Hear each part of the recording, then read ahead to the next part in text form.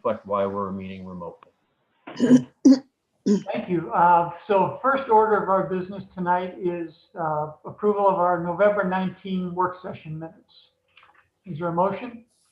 Move approval. Do we have a second? Second. All right, we have any questions or comments on the minutes? All right, seeing none, all in favor, please say aye. Aye. All opposed, say no. Motion passes. All right. The item of business is we had a discussion about South Guy Railroad improvements a few weeks back, and Russ and Bill want to come back with some information. So Russ, I'll turn it over to you. Yes, Councilmember Ward had suggested an alternative approach to handling the traffic at the Monroe Place Geyer Road intersection with the railroad tracks. And Bill Bensing has actually met out there with some railroad representatives and talked about costing and so forth. So I'm going to turn it over to Bill and let him give an update. Okay, thanks. I guess it was November 23rd, I met with representatives from the railroad and a representative from the Federal Railroad Administration to talk about changing the our current SSM, which is a safety measures for our railroad crossing quiet zone. Right now we have the barrier with the little delineators on top, and we had a recommendation to look into going to a 4-quadrant gate system. Okay, so we met out there.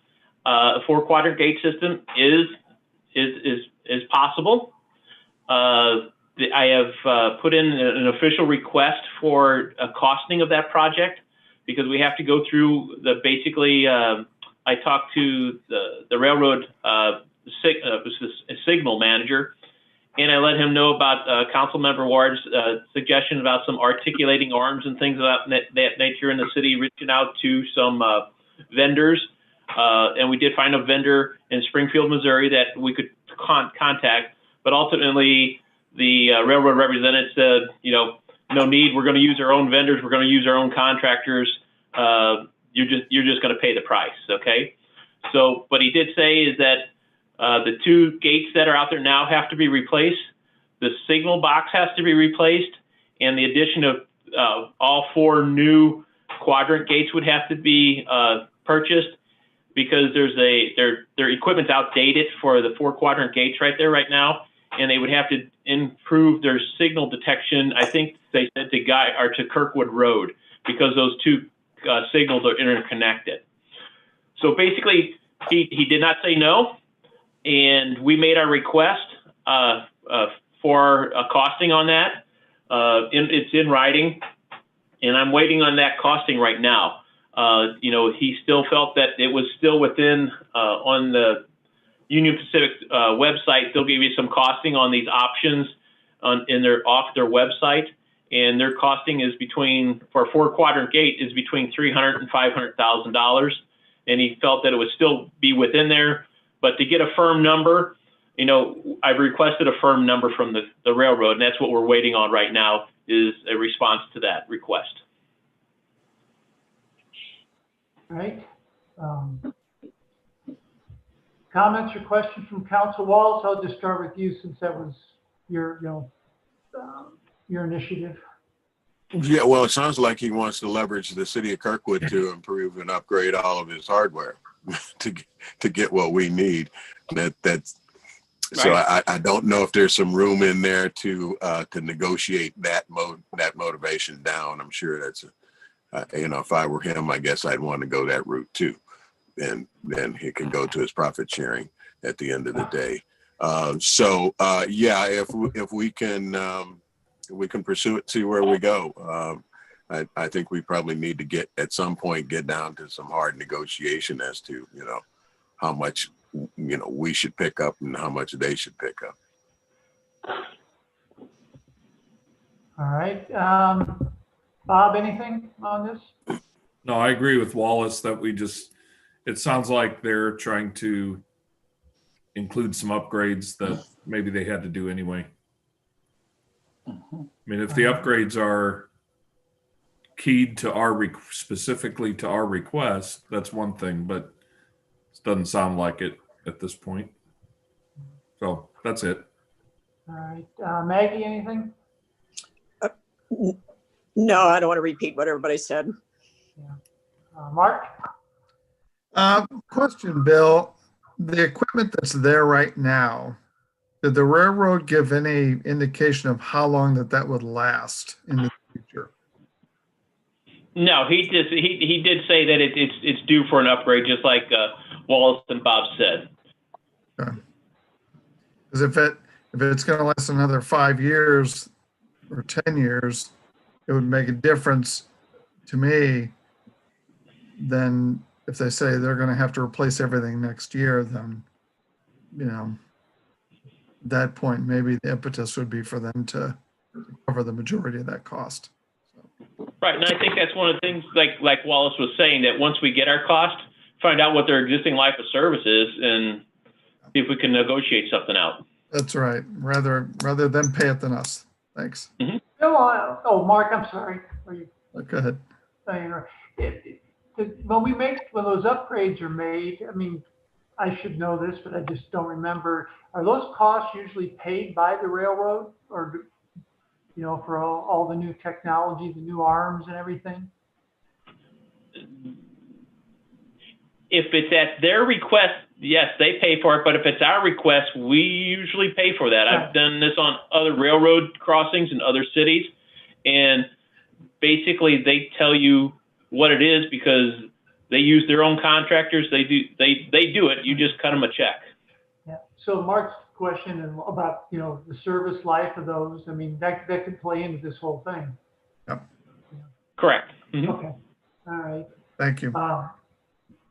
Carrie, you have anything to add on this? Nope. Okay. Ditto to everyone. All right.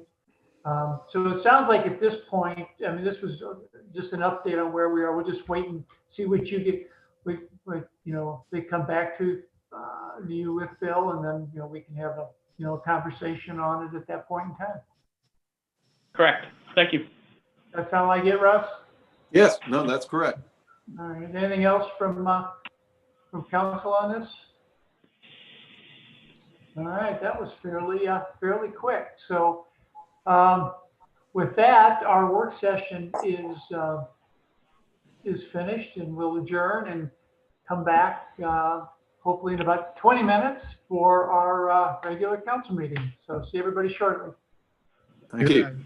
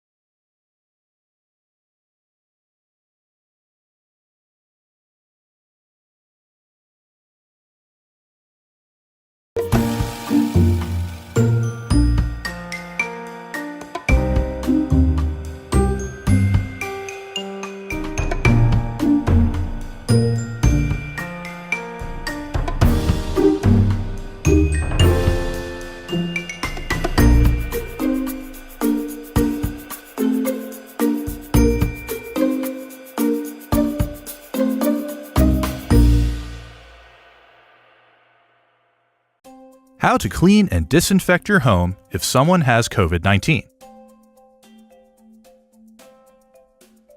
For common areas of the home.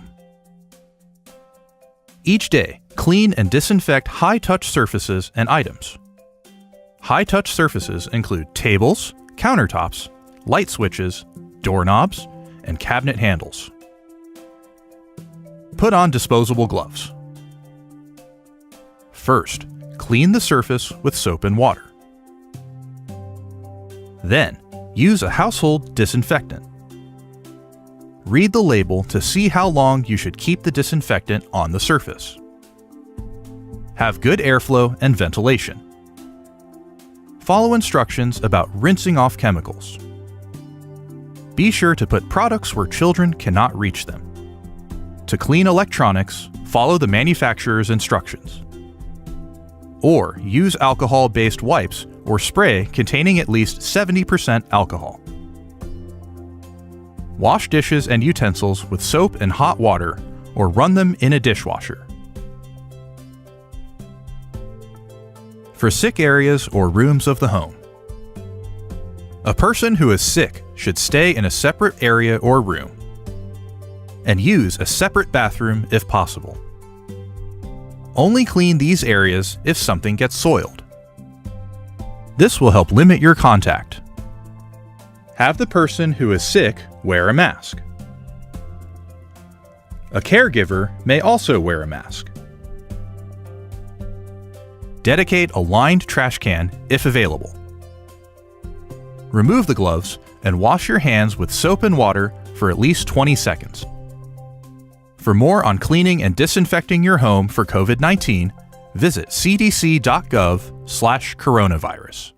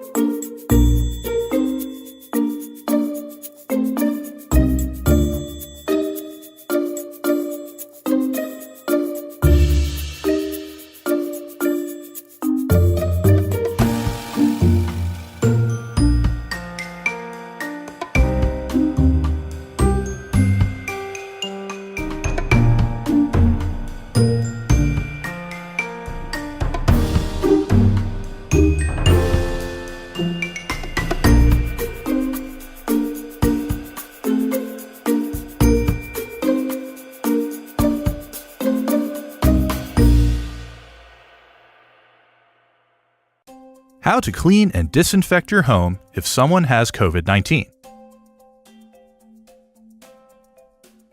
For common areas of the home. Each day, clean and disinfect high-touch surfaces and items. High-touch surfaces include tables, countertops, light switches, doorknobs, and cabinet handles. Put on disposable gloves. First, clean the surface with soap and water. Then, use a household disinfectant. Read the label to see how long you should keep the disinfectant on the surface. Have good airflow and ventilation. Follow instructions about rinsing off chemicals. Be sure to put products where children cannot reach them. To clean electronics, follow the manufacturer's instructions. Or use alcohol-based wipes or spray containing at least 70% alcohol. Wash dishes and utensils with soap and hot water or run them in a dishwasher. For sick areas or rooms of the home. A person who is sick should stay in a separate area or room and use a separate bathroom if possible. Only clean these areas if something gets soiled.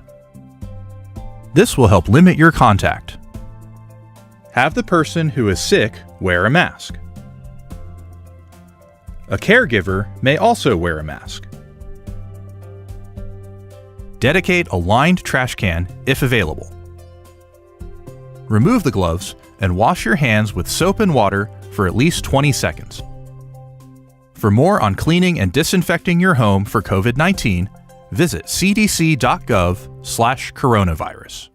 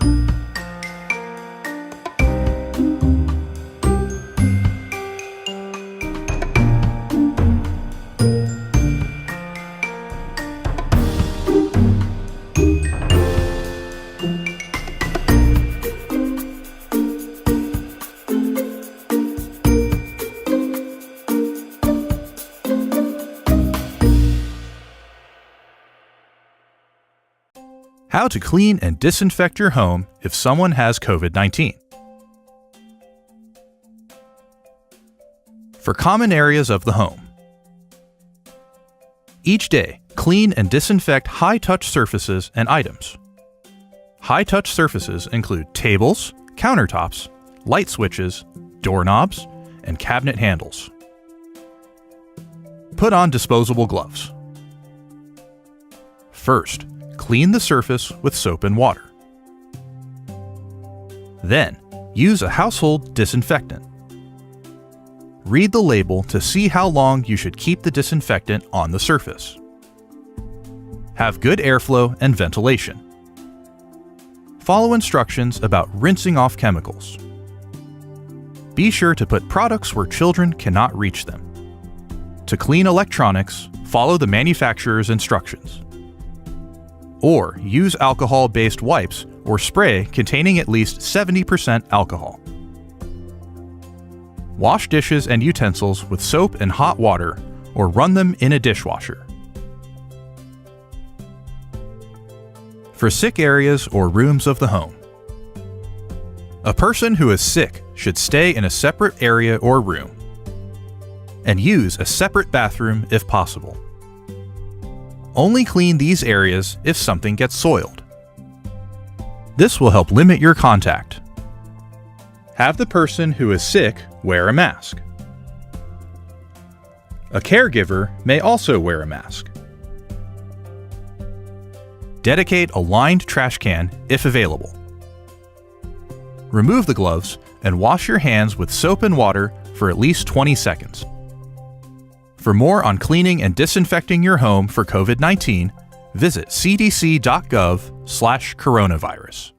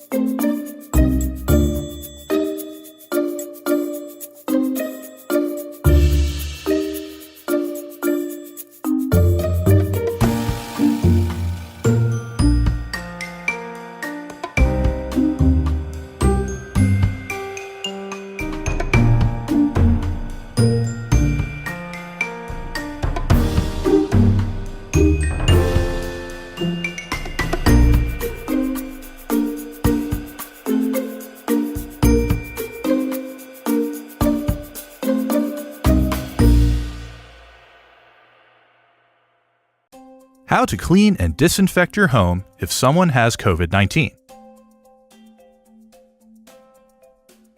For common areas of the home.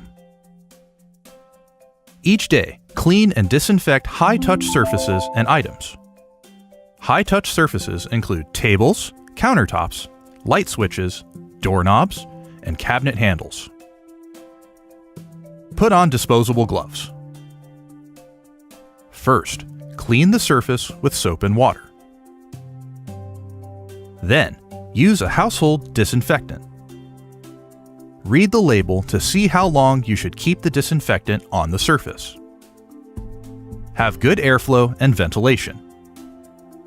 Follow instructions about rinsing off chemicals. Be sure to put products where children cannot reach them. To clean electronics, follow the manufacturer's instructions.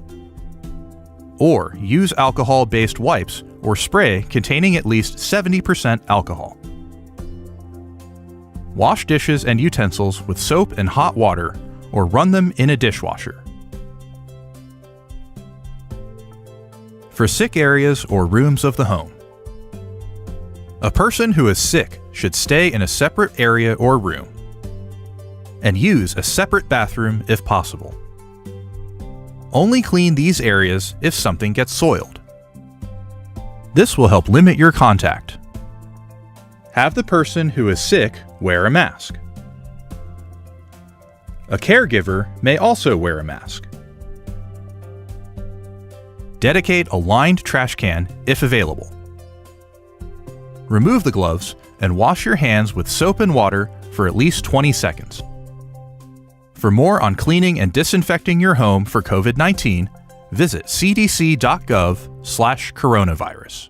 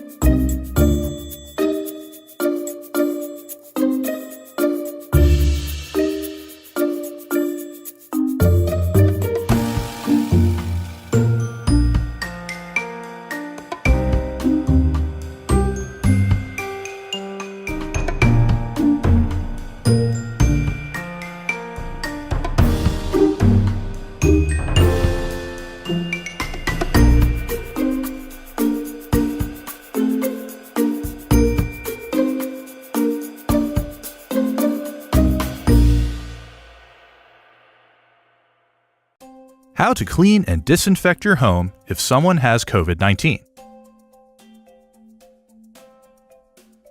For common areas of the home. Each day, clean and disinfect high-touch surfaces and items.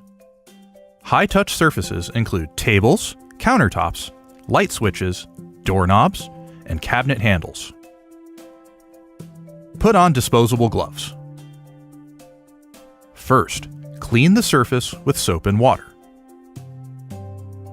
Then, use a household disinfectant. Read the label to see how long you should keep the disinfectant on the surface. Have good airflow and ventilation. Follow instructions about rinsing off chemicals. Be sure to put products where children cannot reach them. To clean electronics, follow the manufacturer's instructions. Or use alcohol-based wipes or spray containing at least 70% alcohol. Wash dishes and utensils with soap and hot water or run them in a dishwasher. For sick areas or rooms of the home. A person who is sick should stay in a separate area or room and use a separate bathroom if possible. Only clean these areas if something gets soiled. This will help limit your contact. Have the person who is sick wear a mask. A caregiver may also wear a mask. Dedicate a lined trash can if available. Remove the gloves and wash your hands with soap and water for at least 20 seconds. For more on cleaning and disinfecting your home for COVID-19, visit cdc.gov/coronavirus.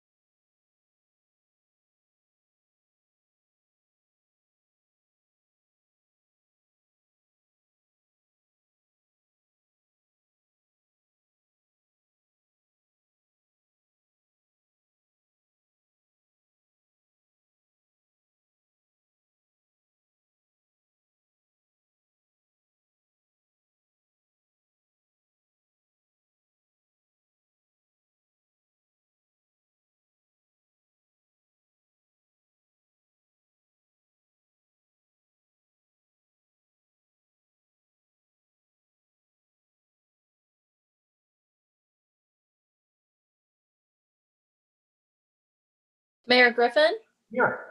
Councilmember Gibbons is absent. Councilmember Sears, Here. Councilmember Dewey, Here? Councilmember Zimmer, Here. Councilmember Ward. Here. Councilmember Wertz. Here. All right. Before we get on to our business, John, will you please make a statement about the sunshine law and meeting remotely? I would, section 10.015. Especially boys, they want to be around other kids, Provide playing, for running and jumping. who are not present in council chambers can participate and vote on all matters when an emergency exists, and the nature of the emergency must be stated in the minutes. So I'd ask the minutes to reflect that unfortunately we still are involved in the state of emergency due to COVID-19, through the orders of the county executive and other health officials. The city council is meeting remotely in order to protect the public health, safety of each other and the general public. Thank you, John. We'll go right into the first of our two public hearings. First is a request for a special use permit amendment by Pepe's Apartment 2 at 800 South Kirkwood Road. Mr. Hessel, do you wish any exhibits into the record?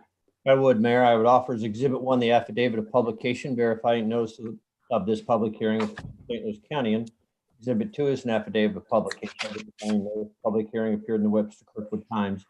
Exhibit 3 is the viewer map showing the property that is the subject of the public hearing as well as surrounding properties.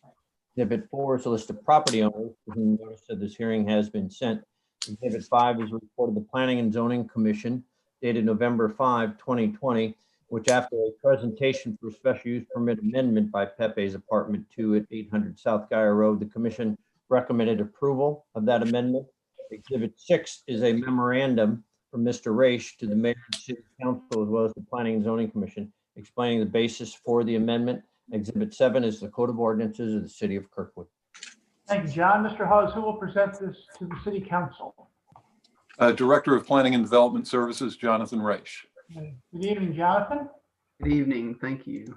I will give me a moment. I'm going to share my screen for the presentation. Mayor, if you can let me know when you can see that.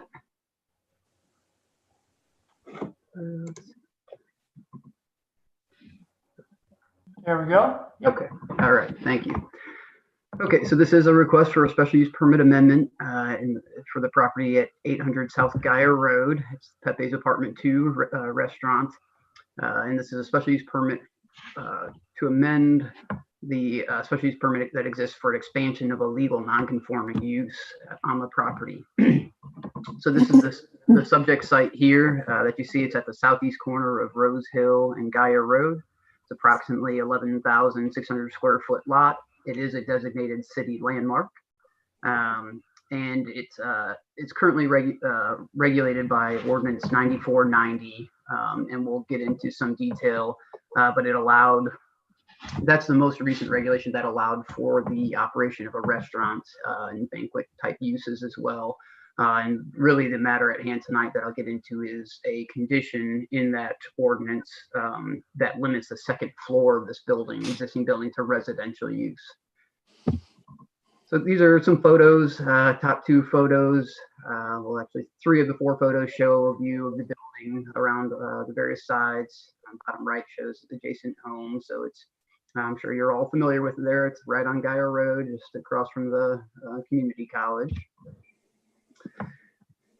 And so the heart of the request really, the business owner came to us and property owner came to us in early on months ago with the COVID restrictions that were happening with restaurants, and asked what his options were, because as I said, the current special use permit restricts his restaurant area to the first floor. So there was has been an residential apartment above, but they're no longer using that residential space on the second story.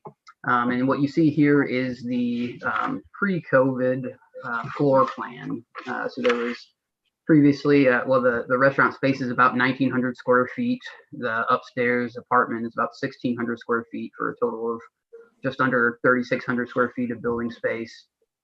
And what you see here is the floor plan that shows 49 seats that the business was able to accommodate at tables prior to COVID. then as the various restrictions came into place for social distancing and reduced numbers, obviously, I'm sure you're all aware, right now we're at 0% for dining in with the current regulations, unfortunately. However, it is important, and I'm sure the property and business owner is here tonight as well. I'm sure he'll be able to relay this to you all, and it's no surprise, but it'll be important for restaurants to be able to, when they're allowed to open, to function as much as they can. So prior to the complete closure of dining in that's happened, that we're under now, he was able to accommodate 24 seats on the main floor, so about half of what he had pre-COVID. And so what he was requesting is the ability to amend the special use permit to allow to remove the restriction for the second story and to allow second story restaurant use. And what he's provided is a floor plan of the second floor that shows what it would be with social distancing and in anticipation of still what he's described as even if there are reduced restrictions on dining, and he's able to do it, go back at a restricted rate. This gives an idea what that could look like. But in his opinion, and even if restrictions were completely lifted, when they do become completely lifted, he believes that that customer preference may just be such that it would be beneficial for him to have things spread out, regardless of whether it's required. He sees this as the future of his business, as an important ability for him to adapt to that preference if it's not even a restriction. So this would be 24 additional seats on the second floor. So 24 on each level is what's being proposed. Who is that? Let's see. So the Planning and Zoning Commission did discuss this at their first meeting in November, and they actually were very supportive of the request, and such that they skipped the subcommittee process and voted that night, and directed myself to draft a memo for the city council. So that was the memo you all saw in your packets, and it includes conditions that the provisions of Ordinance 9490 would remain in effect, except where they conflict with the revisions below, and that revision is essentially that seating would be allowed on the second floor. However, the original discussion of restricting the restaurant space to the first floor was really due to the parking concerns in the neighborhood. So in order to combat that concern, when staff discussed with the property owner and the business owner what could be done, we discussed this limitation that he would still be restricted to a total of 49 seats, which is where he was at pre-COVID, but he just would have the ability to spread those 49 seats out across the two stories, the two floors. The language that you see, it does allow, the question was asked at one of the or at the Planning and Zoning Commission meeting about some bar seating, and there is some bar service seats he has, but it's not used for dining. It's just for bar service while you're standing there.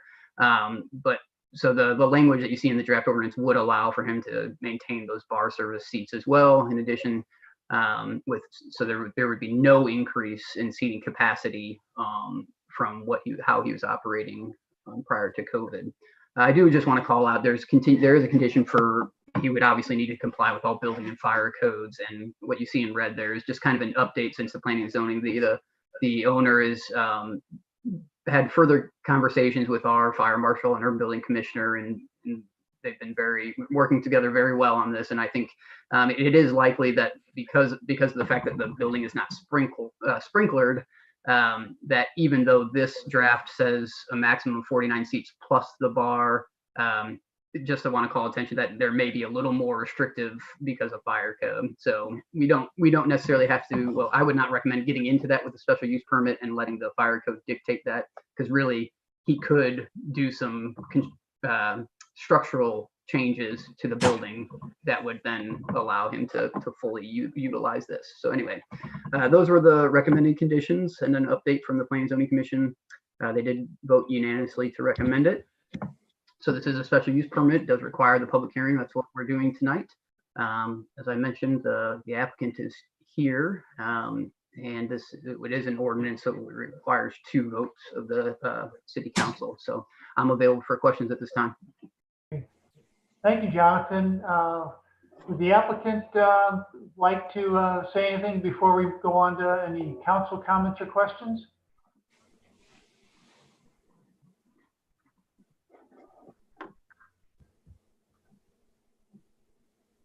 I think he's on mute. Pepe, if you can unmute yourself, I think you should be able to. Let's see. I wonder if he might be calling in on a phone number too. Yeah. Pepe, we see your name. Yes, I'm sorry about that. I'm not a professional at this yet. Oh, Pepe, no, I know I'm not either. Good to not see you, but good to hear from you. I hope all is well with you guys and families and friends, of course. Health is number one. Everything else, I'm trying to keep my my morale up anyway. Well, good. So would you like to add anything to what Jonathan? No, I think it described it just right. I mean, even after I'm not looking to really increase, I just try to keep what I have. And again, even if the restrictions were lifted, I don't see in the near future that people want to be as cozy as we ever were. So, the extra space would really accommodate that. And even, again, I don't even know if we're going to open in the near future either. So, I'm trying to take one step at a time. That's all I can do. But I'm gambling on this because, we need it. I mean, right now we're not open. I really see carry out. If it was up to me, it would cost less money to close, but I'm trying to keep my staff going just for their families during these times and trying to support them as well. So I'm doing it more really for them, and then the actual business doesn't nearly cover. The carry out right now doesn't cover, but that's a future thing. None of you guys' concerns as far as that goes. Everybody has their own problems, but the Jonathan, Mr. Rice explained it just exactly like it is. All right. Very good. Thank you, Pepe. Do we have any council or comments or questions on this? I see one. Councilmember Zimmer. Yes. First, Pepe, thank you for investing in Kirkwood and making an effort to stay open. This is my home now, so we live right next to the restaurant. Well, we've had your food and it's delicious. Oh, thank you. Like I said, I can't take all the compliments too well, but thank you. I really appreciate it from my heart. Thank you. Yeah, I think your comment about after this is over that people will still want to continue to distance for a while, even when all of the restrictions are lifted, I think is probably going to be an accurate prediction, at least for the near future. I'm afraid so. Yeah. The only comment I would say is, in order to maybe expedite this process, I would make a motion that we take our first vote on this tonight, if possible. Well, Mark, I understand that, but one of the policies I set is that the night of a public hearing, we don't do that, and the simple reason is if we do it for one, how do we determine that the next one we should do it for and not? And so I fully understand and thought about it myself, but it's just good practice to keep the process the same. So that's right. I understand consistency. I just wanted to throw that out there. We're going to try and expedite this as we can. So thank you. Any other council comments or questions on this? All right. Seeing none, do we have any anyone from the audience, so to speak, wishing to speak?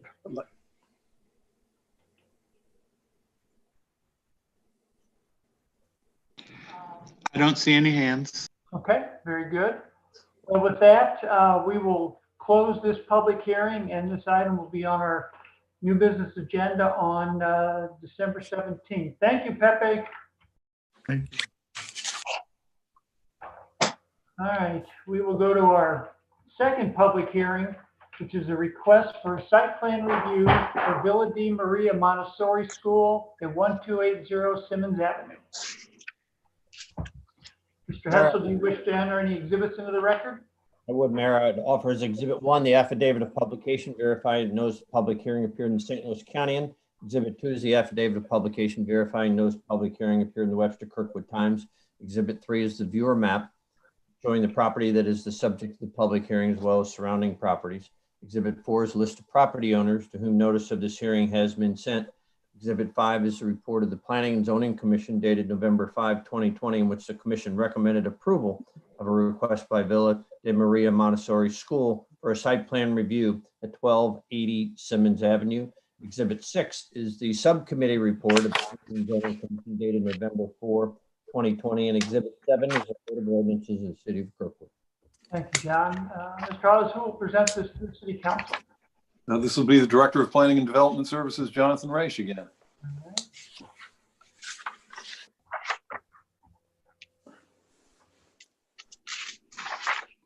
Sorry about that, I was muted. All right, so the second public hearing tonight is for request for a site plan review at 1280 Simmons Avenue. This is the current site of Villa Di Maria Montessori School. It's approximately 6.2 acre site. And this is actually the portion that falls within the city boundaries of, or the boundary of the city of Kirkwood. There is actually a little portion of the property that goes over into the city of Huntley, just to the north. But the Montessori school provides education for ages 2 through 12, as well as a summer camp for ages 5 through 15. And they've been in the community for quite a few years. So the property is, this is north of Manchester Road, as I'm sure you're all aware, with Belva to the south, Folger, Simmons, and I'm blanking on the third street. I apologize. Evans. Evans, thank you. Yeah, Evans, thank you very much. Those three streets run northward into the site and then head southward to Manchester Road. These are photos of the subject site and the surrounding area. This is actually just a reminder of with site plan review, you know, that this is a permitted use within the district, so different than special use, it's permitted use. So we're just looking at our development standards in the site plan review process, and you know, whether those are met by the proposal. This is the existing survey that was provided, and it's, sorry, some of it's different. The darker line weight there is actually what was the previous phase, the most recent phase of their campus redevelopment, which was approved in 2015 and construction completed in 2017. So they did kind of the northeastern portion of the campus with a new elementary building, a play area, pool house, parking lots, all on that eastern and northern portion of the property. What's being proposed with this request is 2 additional phases to really complete their campus redevelopment. Phase 1, so this shows both phases being proposed now, future phases proposed now.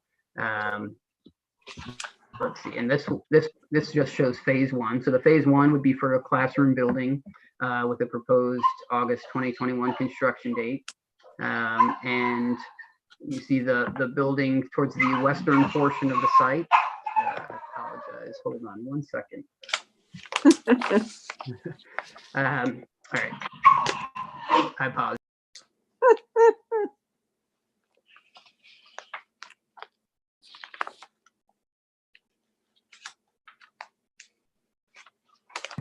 One person who can't mute right now is Jonathan. Sorry about that. A chair to keep the kids out, and the dog was stuck in, so the dog didn't like that. All right. So phase 1 would be the new classroom building on the western portion of the site, and it would tie in. They would do a little bit of a tie-in to the new parking lots on the southeastern portion to tie that in back into Belva to the south. The phase 2 would be the southern portion with the new administration building that they're proposing this in a phased approach.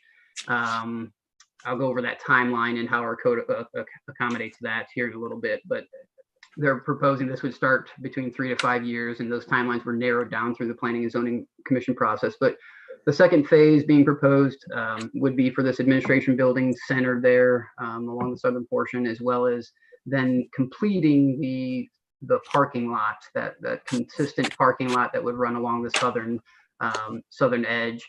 And what it does, if you could see the directional arrows there, the parking lot works in kind of a gear fashion where they can come from the east portion of the site and head west, and then go out of the center and come from the western portion of the site to the east and go out the center. So they would be merging lanes that would allow for staff and for the families to come in and drop off. And I'll go into the traffic discussion here a little further too. This is the landscape plan. So I guess I'll say the new classroom building on the west is approximately 6,700 square feet. The new administration building about 5,700 square feet. And what you see here is the proposed landscape plan. So we reviewed this as a new development, really, as a completely redevelopment of the site. So they have various requirements for their perimeter street frontage trees, and they're meeting all those, actually exceeding the requirements for the trees required. Their parking lot trees throughout that area of the site are being provided as well, and they've provided more than adequate trees around the dumpster. There is a dumpster enclosure proposed here in the northwest corner of the site. So landscaping is meet or exceeds codes for the various requirements.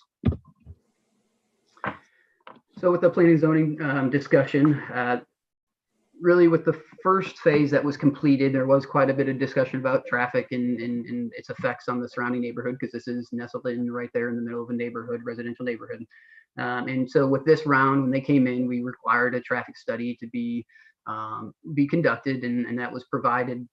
And through this round, they did provide an update. The initial study showed that the current enrollment, or really the peak, so really prior to this project, the peak that they've had is right under 185. I think it was just a couple of students short of that, but rounded up to 185 at the peak.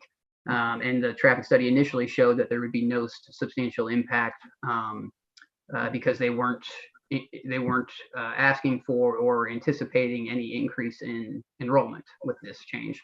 However, with the change in building, the new building sizes, the building code would allow for additional students if they wanted to go that route. So we started to have the discussion about what the enrollment would be.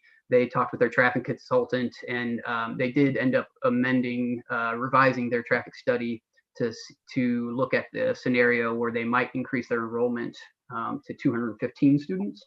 And that was borne out through the study and showed that even at the 215 student potential, just to allow them some future growth opportunity if they decide to go that route, it would still have no substantial impact from the added trips, right? So they looked at the potential added trips for students coming in and for employees. And they also focused quite a bit on the ability for queued vehicles at pickup and drop off time to be accommodated on the site. So if you remember, that really expanded parking lot area provides quite a bit of queuing length in there along the southern portion of the site, and it was adequate for the findings of the study. Let's see. So in association with that, the traffic study was really contingent on the parking lot being completed. So one of the conditions you'll see is that the condition for enrollment would be a maximum of 185 students until the second phase is complete. Once phase 2 is complete, they would then have the capacity that was assumed by the traffic study, and they could increase to 215 students. That was included in the Planning and Zoning Commission's recommendation. So, and then as I mentioned, our code, so when in discussing the phase 1 and phase 2, our code does allow for, it's not used frequently, but it does have provisions for phase development in a single site plan review. So I think this is a good example of a campus type development with multi buildings. and it allows the organization to plan out in longer terms than just our usual 1-year approval timelines. And what's being requested by Villa Di Maria is that the phase 1 improvements would have a building permit required by August of 2022. So looking at a little over 1.5 years from now. And then the phase 2 would be required to obtain a building permit by 3 years later of August 2025. I'll let them go into some detail about, why that's important for them and their planning and fundraising, et cetera. A few conditions of note that I wanted to mention. Again, I went over this, but the maximum student enrollment would be 185 students, which was their peak at prior to this project, until the completion of phase 2 improvements, at which time it would be increased to 215 students. The construction traffic route, we did this the first time around as well, and it was important with the neighborhood that the city would determine the exact traffic route for all construction traffic during the permit process. And that would be determined by the Public Services Department. And then there is a condition that corresponds to the requested timeline, as I talked about the phases. So this is a site plan review for permitted use, but it still does, by our code, does require a public hearing, so that we're here tonight for that. However, because it's site plan review, it is approved by resolution, and so we'll just require 1 vote after tonight.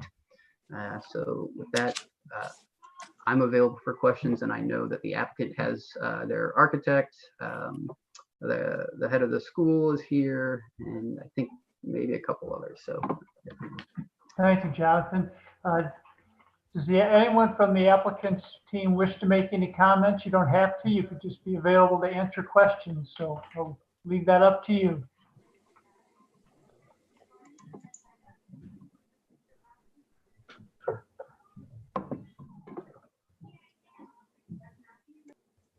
See several people getting on the meeting. I would like to just talk about our design for this campus. And, as a Montessori school, it was really important to create spaces that allow the students to self-direct their learning in a safe, communal, and open. Can I interrupt, Helen? Can I interrupt? And you, are you with the school? I'm the architect. Okay. All right. Thank you. All right. So the learning takes place as much inside the classroom as it does on the outside, and the buildings are designed to allow free flow from the inside out.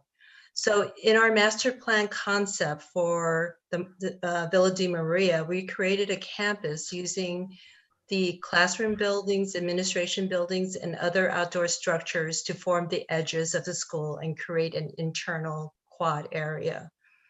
So the admin building is centrally located along the parking spine for easy access, provides the public face of the school, as well as the internal focus of the quad. The classroom buildings form the other west and north edge of the quad with easy access to the outdoor spaces. The more active outdoor learning areas, pavilion, playground, garden, pool, and playing fields are located on the eastern half of the school. So the buildings were designed to be more residential in style. The first building that was built was a classroom building. It blends in, we feel like it blends in with the residential neighborhood. It's a 1-story structure with gable roof, broken by dormers and bay windows. And we use materials that are found in residential architecture, siding, panel, masonry. So Villa Di Maria is really cognizant of being a good neighbor and part of the community. So the boundaries of the school are porous and allows for community use of their campus off hours. That's all I want to say. Okay, thank you. Is anyone else from the school team? I see a couple other people on there. You can unmute yourself, please. There you go. Thank you. Okay, sorry about that. I'm the head of school at Villa Di Maria Montessori, and I have been, I think we're going on 10 years now. And I learned a lot about being a good neighbor during phase 1 of construction, and our neighbors have been great advocates for us, great supporters. They look out for our campus, and I very much appreciate them. And we try to reciprocate where we can, working with our families to be mindful of the neighbors in the neighborhood. And we want this project to have minimal impact on the neighbors, obviously. But it is important for the longevity of the school to have a new campus because the buildings that are there now are very old and not as functional. They don't blend in as nicely either. I think if you come see phase 1, you can imagine how beautiful it would be. COVID has had, like everyone has been impacted by COVID. And so while we were certain we were going to move more quickly to break ground, we are grateful for the opportunity to raise money, to recover a bit from COVID, and then to raise funds and kind of get everything set so we can start phase 2 as quickly as possible. Thank you. You're welcome. Thank you. Anyone else from the team? All right, and we'll just go to council questions. I just have one really for Jonathan. I like this phased site plan approval approach. I think it's something that is good and gives everyone kind of an idea of what's going to happen. Only question, and I think you know the answer, somewhere between, with 5 years or a little more than 5 years, if something were to change with the phase 2 of this, obviously they would have to come back for a revised site plan approval. Is that correct? Yeah, if they made any substantial changes to the site plan, yes, they would have to come back for an amended approval. That's right. Now, it's evaluated if it is approved, it's evaluated under our code now. So the only changes that the city could require would be, life safety with fire code or something like that, that they would need to do with permit submission. But with the approval, if it is approved as submitted with this phase approach, it's, that site plan approval is set to that. So. Great, thank you. Other council comments or questions? I'm good on my list. Yeah, well, just I don't see Councilmember Sears. Councilmember doing anything? I just have a couple of parking questions. I think that I'm understanding that they would enter the parents bringing students would enter both on Simmons and Evans, and everyone would exit on Folger. True. Yes. Okay. A couple things. Hopefully that won't make a lot more traffic on Folger. But the other thing really is, will that impact the intersection of Folger and Manchester? Is that going to make any difference with the whole new project out there? Do we need to allow for that increased traffic?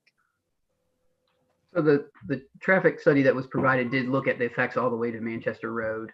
And so it was not just because the trips generated by this development are really what the study said was essentially insignificant to the volume of Manchester Road, at least the trips that would be generated by the project as well. So now there was one recommendation, I believe it was on Simmons, it may have been Folger, that it would be something that the city has to initiate, and we have initiated, brought it to our SCIT committee for consideration about whether or not there should be a peak hour restriction on any of these side roads for left turns. So that's something that it wouldn't be, it's not up to Villa Di Maria to do that, right? It's not on their property, but it is a suggestion that came out of the study, and it is something that our engineering department is aware of and will be looking at as soon as they need to. So.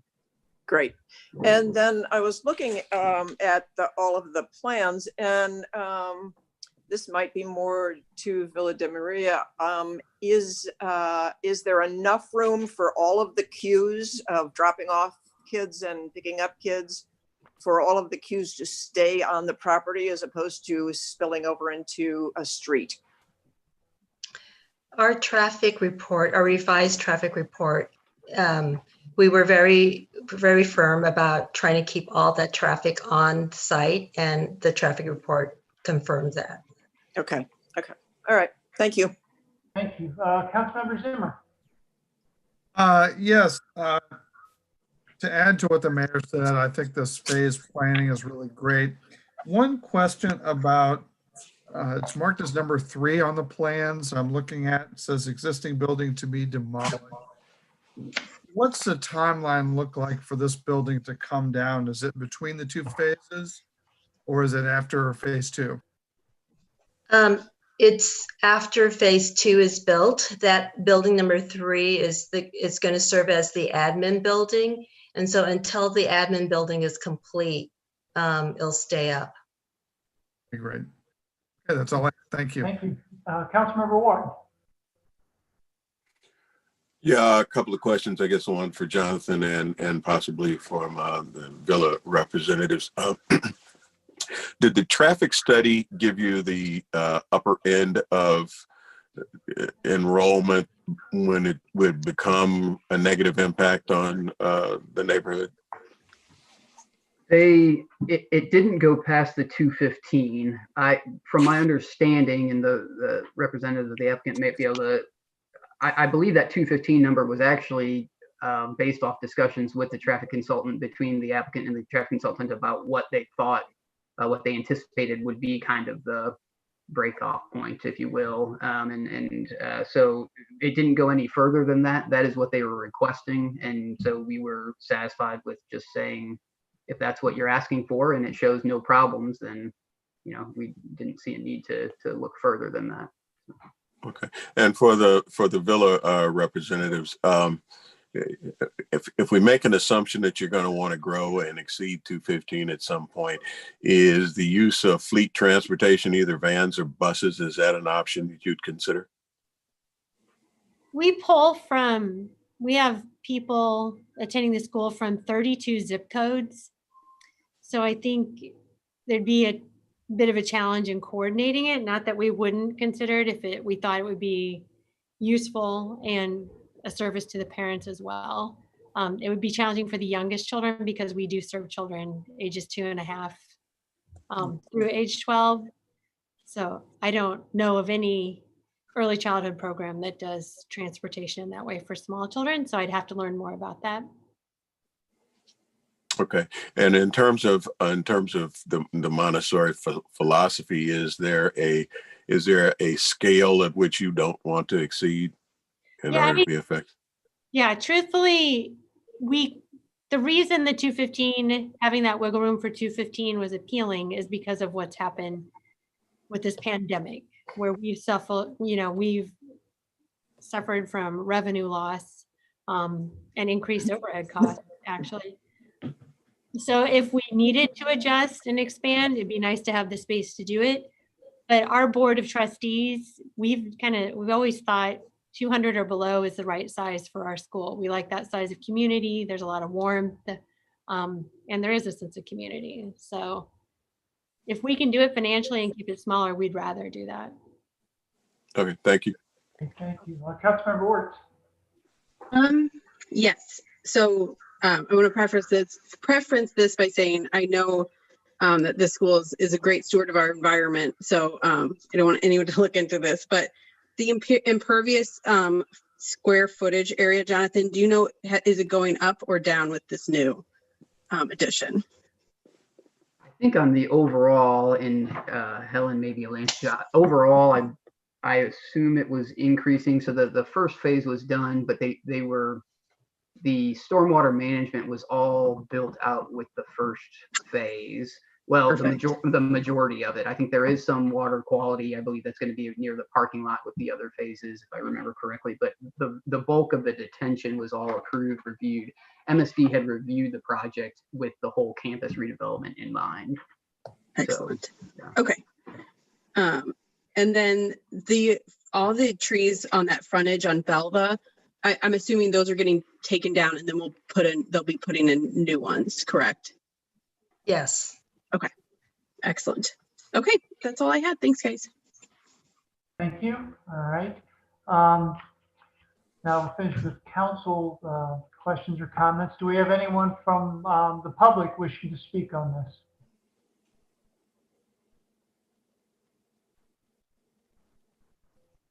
I don't see any hands. Great. Thank you, Freddie. All right. Any final council comments or questions? All right. Oh, Councilmember Dewey. Just a quick one. I think it's really wonderful that when it's off hours that you open your campus to the neighbors. What a wonderful place to walk and be. Thanks. I think that's great. They're great. And they look out for us. If there's a door left swinging open, or they reach out to us. So we're great. We're very grateful for the neighbors in our neighborhood. And so we're happy to have them on campus. That's excellent. Thank you. Well, thank you all. With that, the public hearing is closed, and this item will be on our new business agenda on December 17th. Thank you very much. Thank you. All right. Now we will go on to public comments portion of the meeting. Yes, the public comments portion of the meeting is an opportunity for the city council to listen to comments from citizens. It is not a question and answer session, and the city council will not respond to comments or answer questions during this period. The mayor may refer any matter brought up to the city council to the chief administrative officer or city clerk if the action is needed. If anyone is wishing to make a public comment, if you would please state your name and address for the record. Thank you. Thank you, Laurie. We have anyone wishing to speak?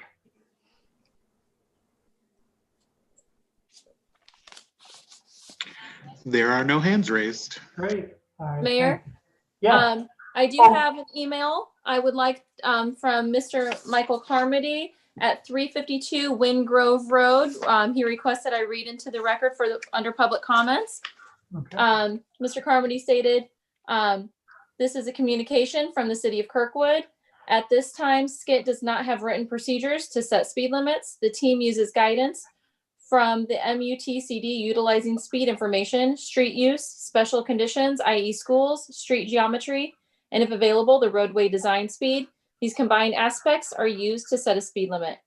FHWA states the MUTCD also lists other risk factors that may be considered, including road geometry, the pace speed, roadside development, parking practices, pedestrian activity, and crash experience. However, it does not provide specific guidance on how to account for these variables.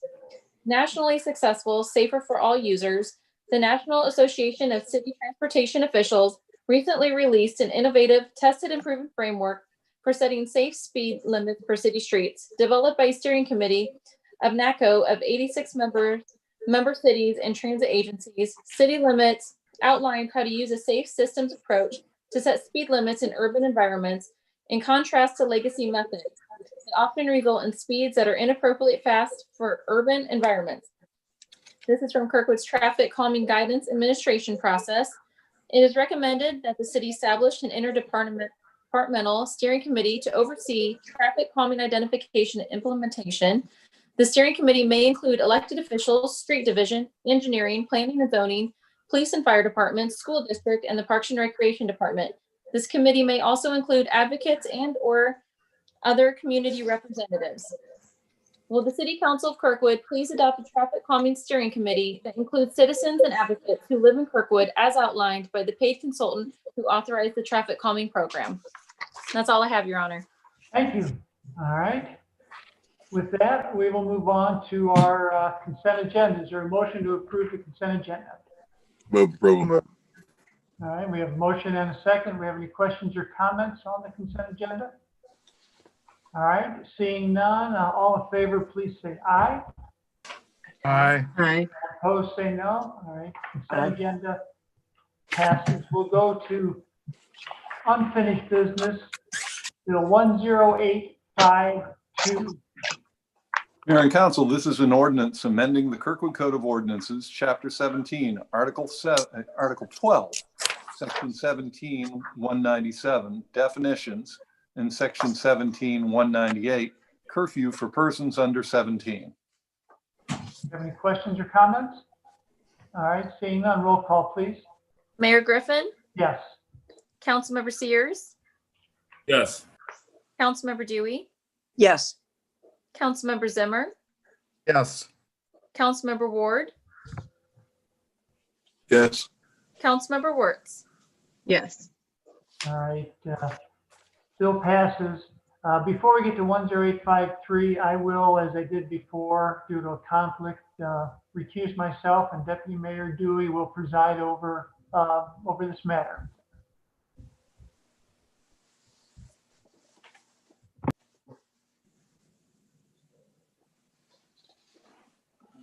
Bill 10853, Mr. Hawes. Yes, Deputy Mayor and Council, this is an ordinance granting a special use permit for a restaurant with outdoor seating on the property known as 132 West Monroe Avenue, subject to certain conditions. Thank you. Are there any comments or questions from council? Seeing none, roll call, please. Mayor Griffin is absent. Councilmember Sears, Yes. Deputy Mayor Dewey, Yes. Councilmember Zimmer, Yes. Councilmember Ward, Yes. Councilmember Wirtz. Yes. Bill 10853 has passed second reading. Thank you very much, Maggie. Thank you. We'll go to Bill 10854. Mayor and Council, this is an ordinance granting a special use permit for a motor vehicle accessory store at 538 Leffingwell Avenue, Suite D, subject to certain conditions. Any questions or comments? All right, seeing none, roll call, please. Mayor Griffin, Yes. Councilmember Sears, Yes. Councilmember Dewey, Yes. Councilmember Zimmer, Yes. Councilmember Ward, Yes. Councilmember Wirtz. Yes. Bill passes. Bill 10855. Mayor and Council, this is an ordinance amending the Kirkwood Code of Ordinances, Chapter 14, Article 3, Section 14158, motorcycle riders to wear protective headgear standards. Any questions or comments? All right, seeing none, roll call, please. Mayor Griffin, Yes. Councilmember Sears, Yes. Councilmember Dewey, Yes. Councilmember Zimmer, Yes. Councilmember Ward, Yes. Councilmember Wirtz. Yes. Bill passes. Bill 10856. Mayor and Council, this is an ordinance amending the Kirkwood Code of Ordinances, Chapter 14, Article 8, Section 14396, Schedule F, speed limit designation, subsection E, 20 miles per hour by adding the 500 to 700 block of West Jewel. Any questions or comments? All right, seeing none, roll call, please. Mayor Griffin, Yes. Councilmember Sears, Yes. Councilmember Dewey, Yes. Councilmember Zimmer, Yes. Councilmember Ward, Yes. Councilmember Wirtz. Yes. Bill passes. We'll move on to new business, Bill 10857. Mayor and Council, this is an ordinance reappropriating $75,000 to the Building and Site Improvement Account, project number PR 2007, for fiscal year 2020-2021 for the Ice Rink Cooling Tower project. Is there a motion for approval? So moved. So moved. You have that, Laura? We have Mark and Maggie. All right. Any questions or comments? All right. Seeing none, all in favor of first reading, please say aye. Aye. Aye. Opposed, say no. Motion passes. Bill 10858.